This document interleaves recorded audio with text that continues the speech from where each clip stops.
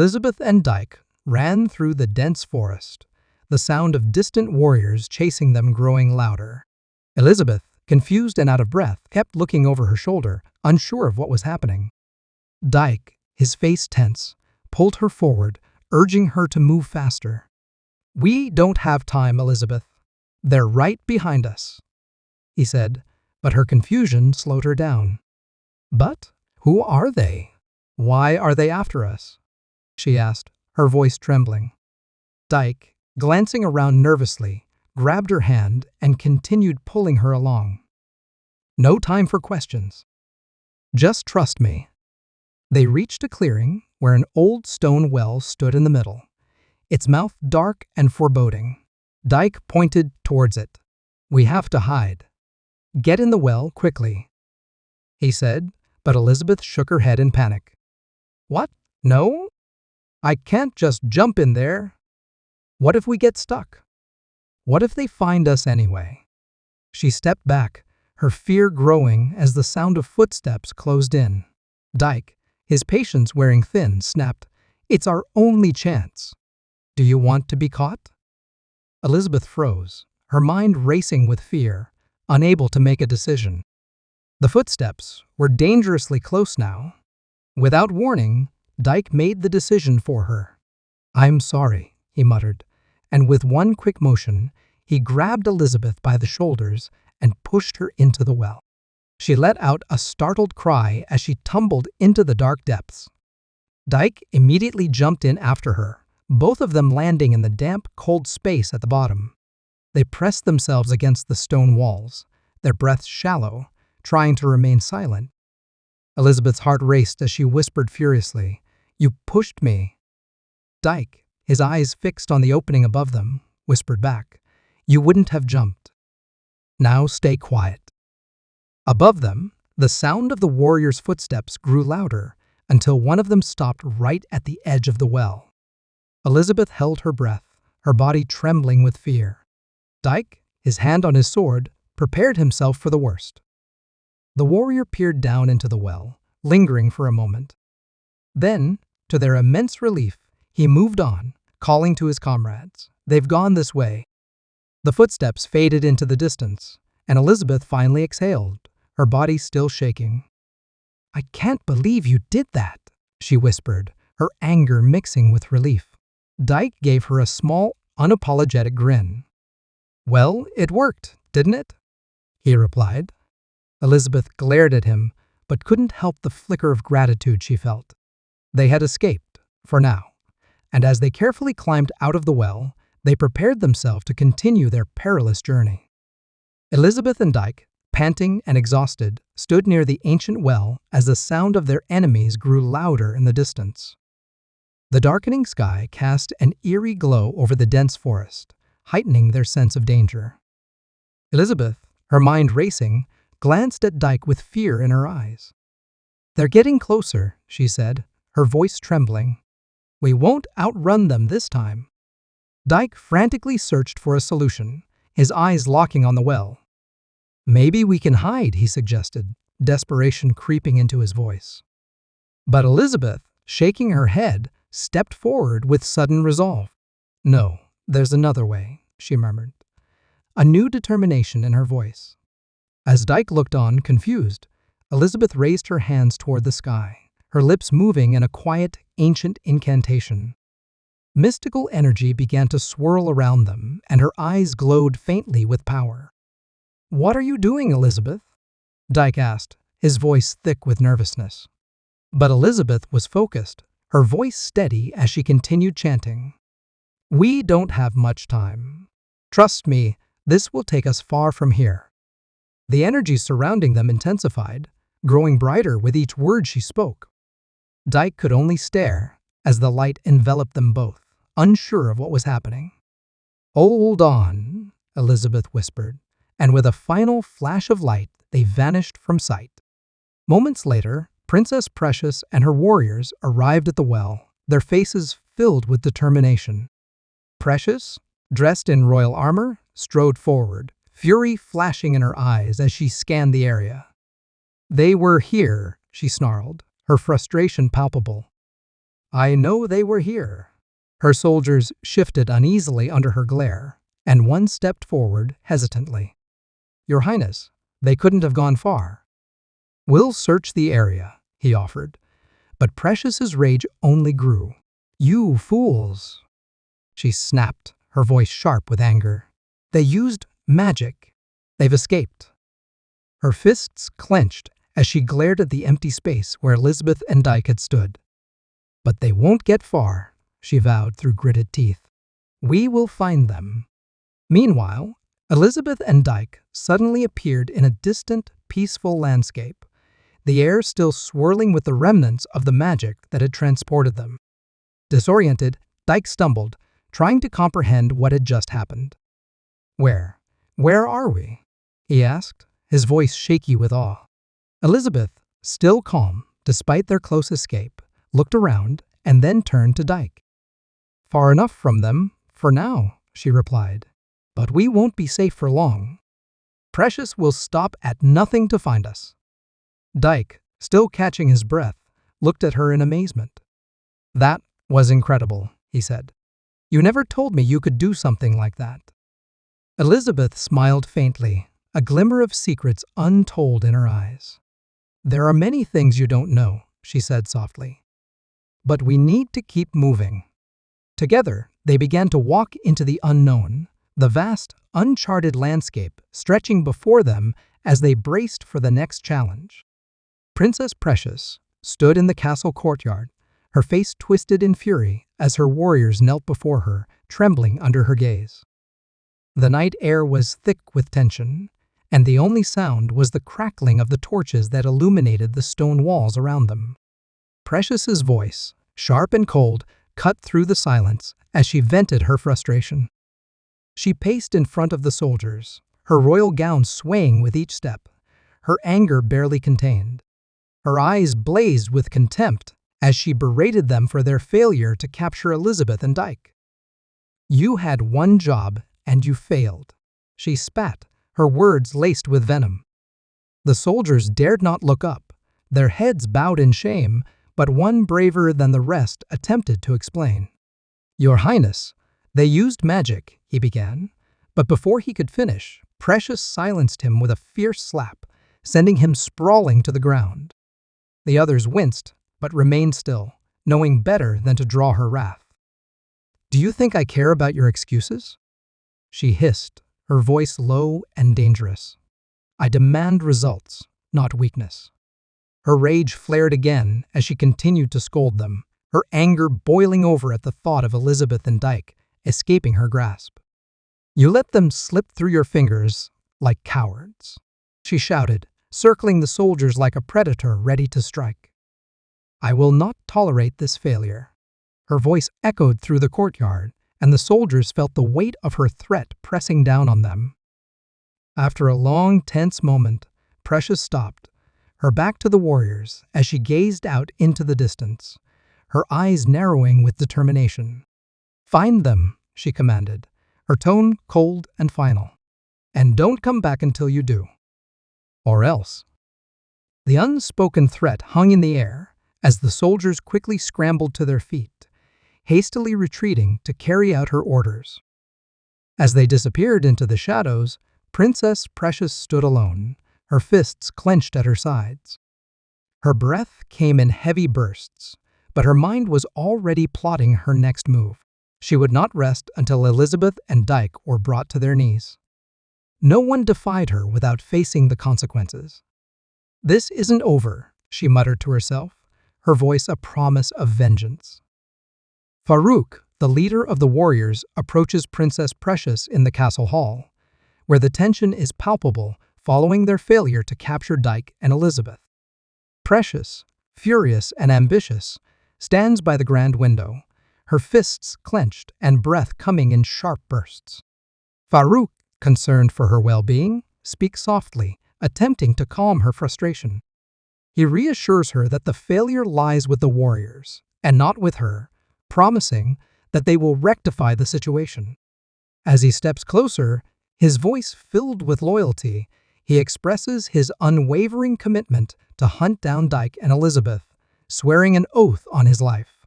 Precious, however, remains cold and demanding, insisting that he not only promise, but deliver results, making it clear that she expects their heads. Farooq bows his head, vowing to bring the fugitives back to her, but Precious's harsh glare reveals her impatience. She insists that he will not disappoint her again, and Farooq solemnly agrees, acknowledging her authority while hiding his affection beneath his steadfast loyalty. Meanwhile, in the woods, Dyke confronts Elizabeth, bewildered and furious after her sudden teleportation of them to safety. He demands answers, his confusion evident as he questions how she accomplished such magic. Elizabeth, caught off guard, hesitates, feeling the weight of her secrets. She tries to dismiss his concerns, insisting he wouldn't understand, but Dyke presses on, insisting that he deserves the truth, especially after their harrowing escape. As the tension escalates, Elizabeth's reluctance gives way, and she finally meets Dyke's gaze, recognizing that she can no longer hide who she truly is.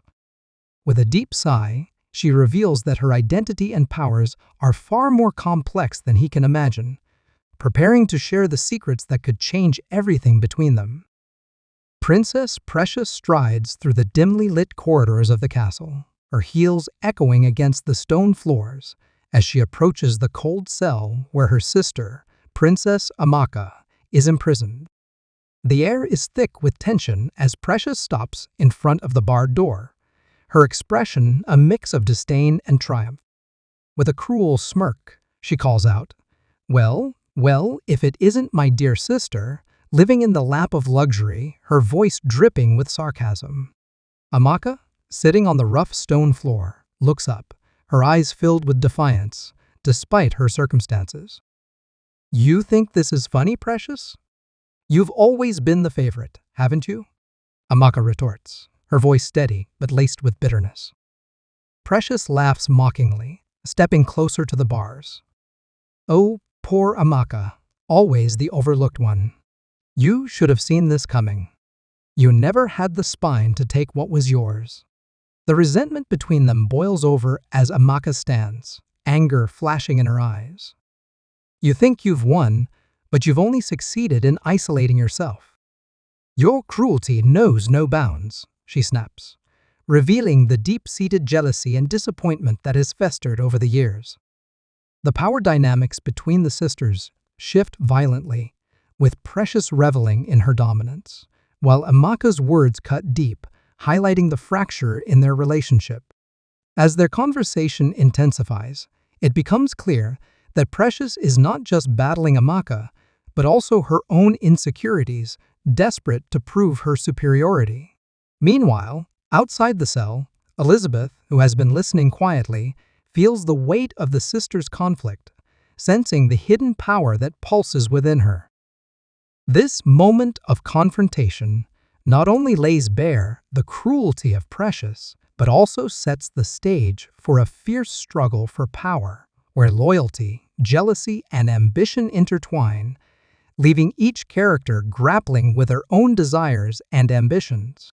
In the Grand Palace courtyard, a confrontation unfolds between Princess Amaka and Princess Precious, setting the stage for a deeply personal and emotional conflict.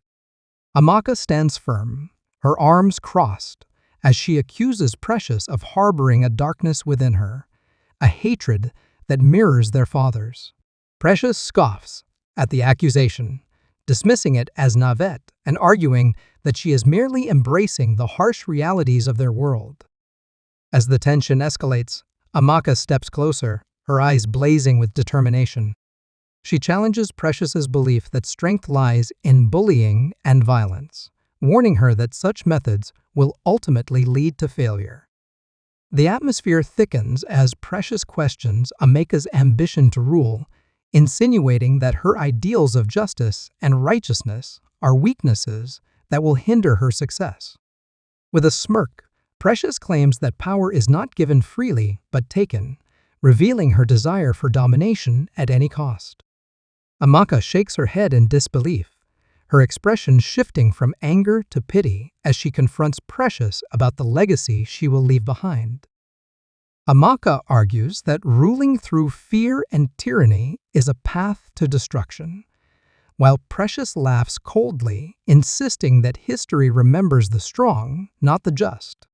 As their words clash, the tension becomes palpable, mirroring the brewing storm above them. Amaka, her heart heavy, implores Precious to consider the consequences of her actions. She warns that power, devoid of morality, is a poison that will ultimately consume her.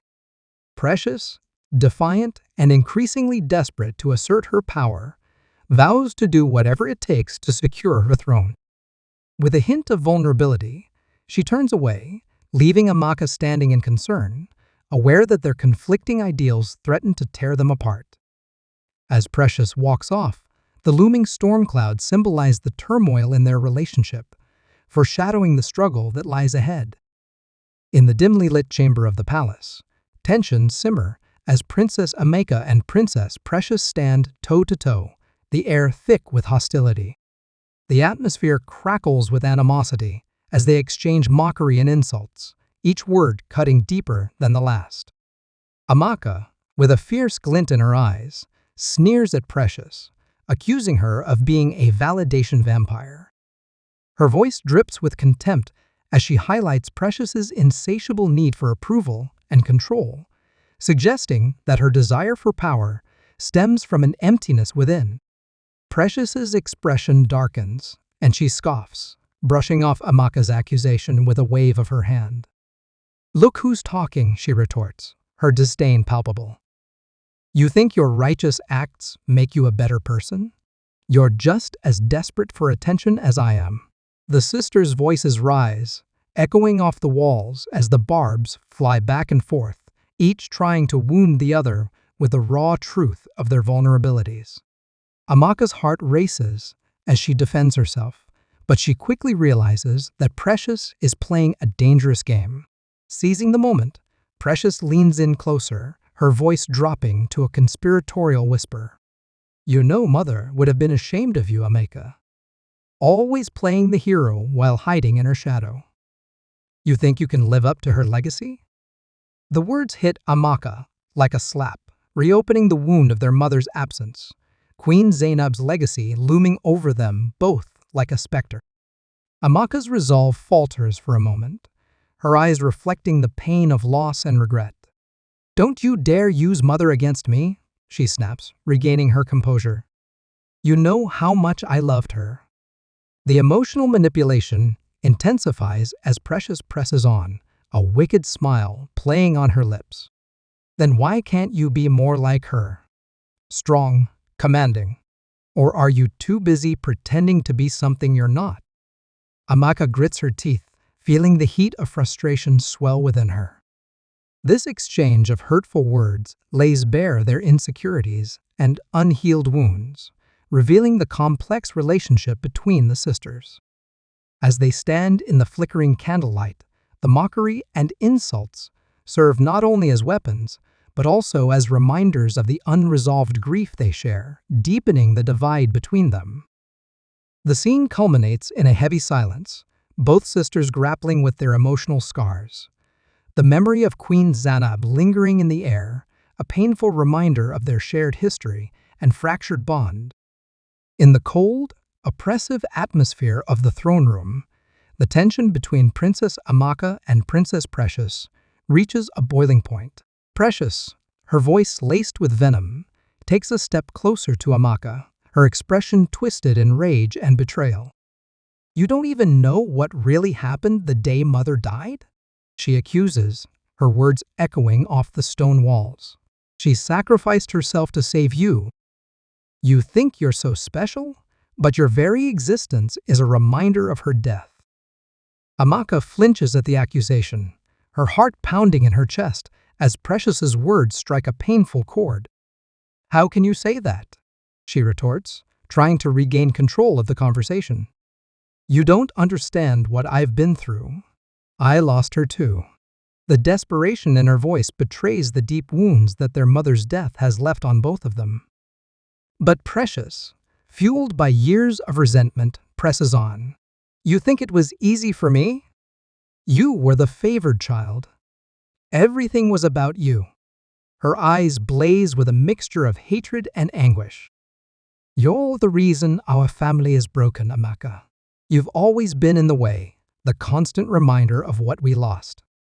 Each word drips with bitterness, revealing the toxic dynamics that have festered between them over the years. Amaka stands her ground, but the weight of Precious's attack bears down on her. I didn't ask for this, she shouts, her voice cracking under the strain of emotion. I didn't choose to be born. It's not my fault. The room seems to close in around them, the air thick with unresolved grief and blame. As the sisters face each other, the tragic context of their mother's sacrifice looms large, complicating their rivalry. The pain of their shared history, intertwined with guilt and regret, becomes a battleground. Amaka's existence is now inextricably linked to their mother's demise, a constant reminder of the family's dysfunction that Precious can't seem to escape. Every time I look at you, I see the life Mother could have had if she hadn't thrown herself in front of that blade. Precious exclaims, her voice rising with emotion. You've taken everything from me. The accusation hangs heavy in the air, leaving Amaka reeling, caught between her love for their mother and the burning resentment of her sister. In this moment of raw emotion, their rivalry transcends mere sibling conflict. It becomes a deep-seated struggle for identity, blame, and the legacy of their mother. The throne room, once a place of power, now feels like a cage, holding two sisters bound by their shared history, but torn apart by the bitterness of their grief.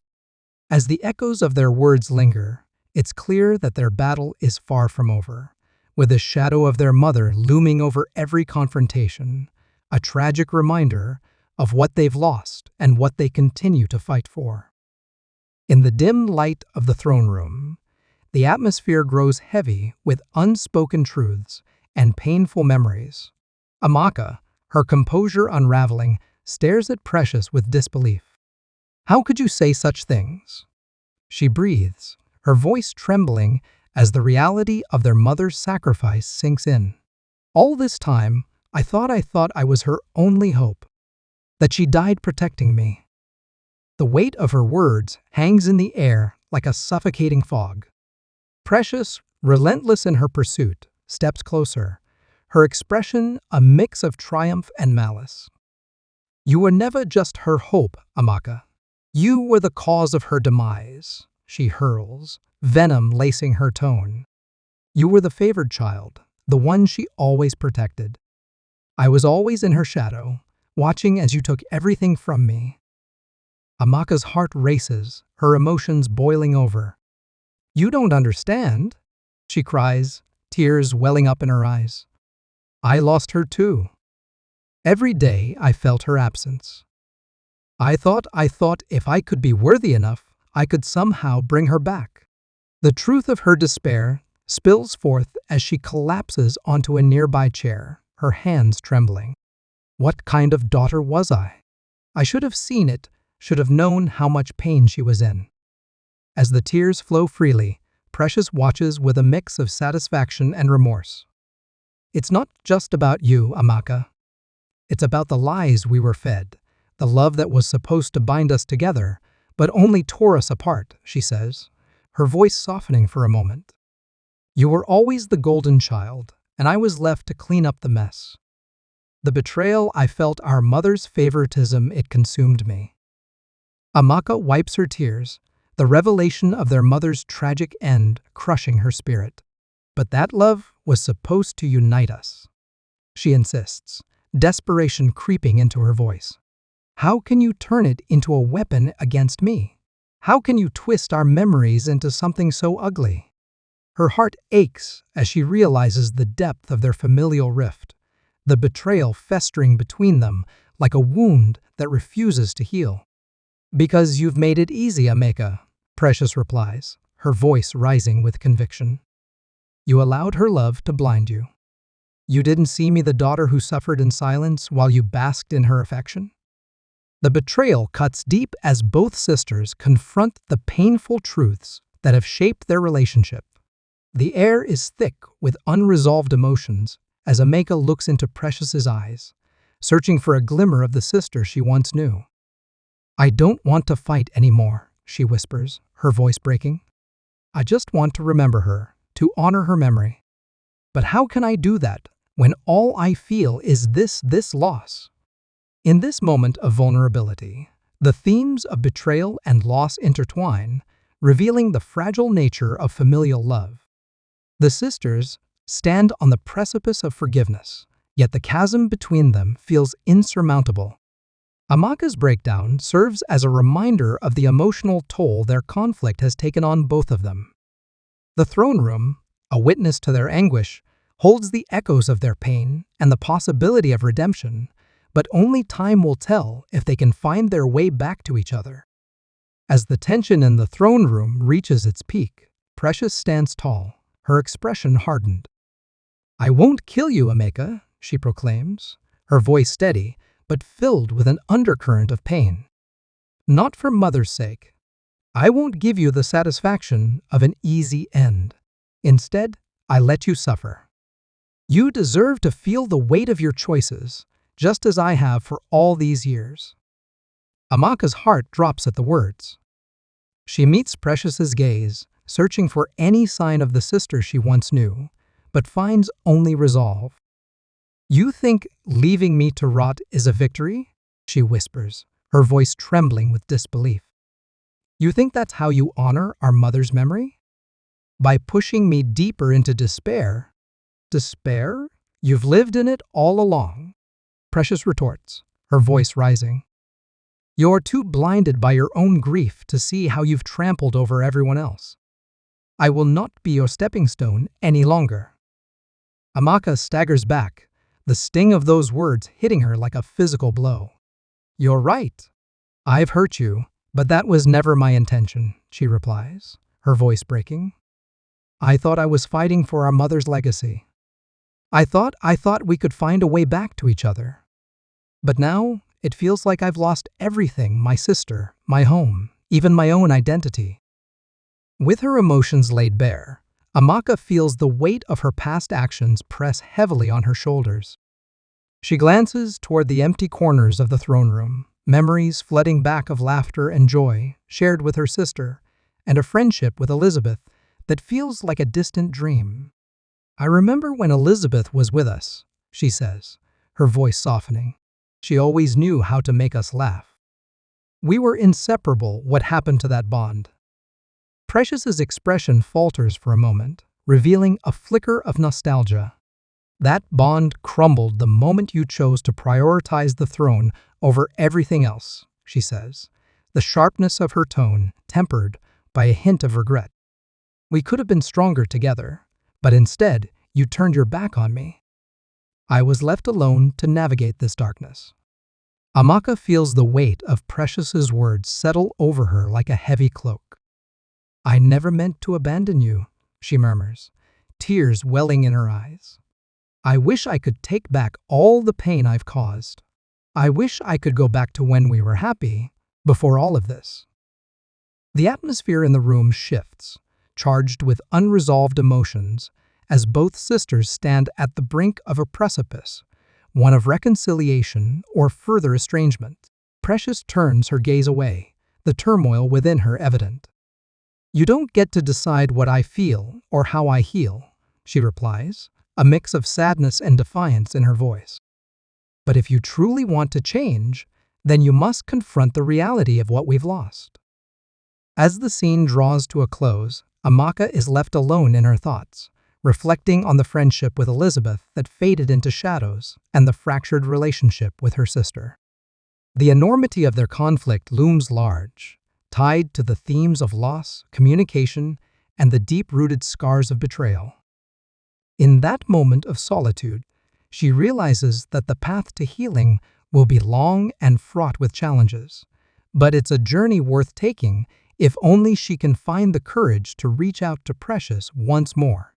The echoes of their shared history linger in the air, hinting at the possibility of a new beginning amidst the ruins of their past.